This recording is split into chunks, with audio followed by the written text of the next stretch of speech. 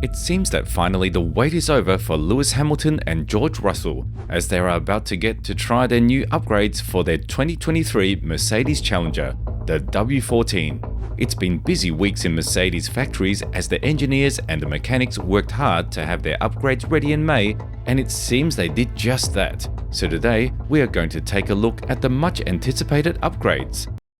But first, it's important to mention that Mercedes made some changes to its personnel, with Mike Elliot handling his role as technical director, and to his predecessor James Alisson, who returns to mastermind yet another potential Mercedes miracle, with Elliot taking the chief technical officer role. As previously reported on this channel, Mercedes have been looking to bring some wholesome upgrades to W14.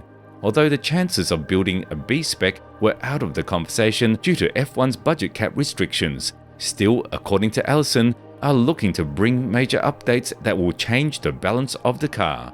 Will we try to improve the balance of the car? I think it's probably there isn't a car out there with a perfect balance, and ours is very much less than perfect, and we'll be trying to work on that. Aerodynamically and in terms of platform control with the suspension, Alisson said. The most prominent upgrade is the car's side pods, or better the replacement of the zero side pod concept that was first featured in 2022's Mercedes car. Although the change in the side pods isn't a simple one, what this means is that copying Red Bull's side pods isn't really an option, as it wouldn't work. As Lewis Hamilton said in the Saudi Arabian Grand Prix, "You put the Red Bull side pods on our car and it won't change a thing. It literally won't change a thing. It might even go slower. It's about aero characteristics, it's how the car is balanced through the corners. There's so many different elements that people of course would not know because they're not aerodynamicists. And you can't see it, there's a lot more to it." But Mercedes will be changing their side pods, albeit they will introduce a new philosophy in design, as Mike Elliot revealed in the Bahrain GP earlier this year. Boss Toto Wolff confirmed the side pods upgrades, as well as changes to the bodywork, the floor and the suspension. These upgrades will definitely be vital for the rest of the year, although engineering director Andrew Shovlin remained cautious in predicting the imminent success of the upgrades.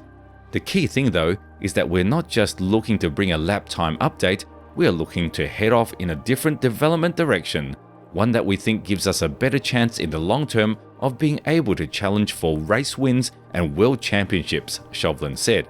Toto Wolff also stated something similar, saying that his target is to challenge Red Bull and get back to winning ways.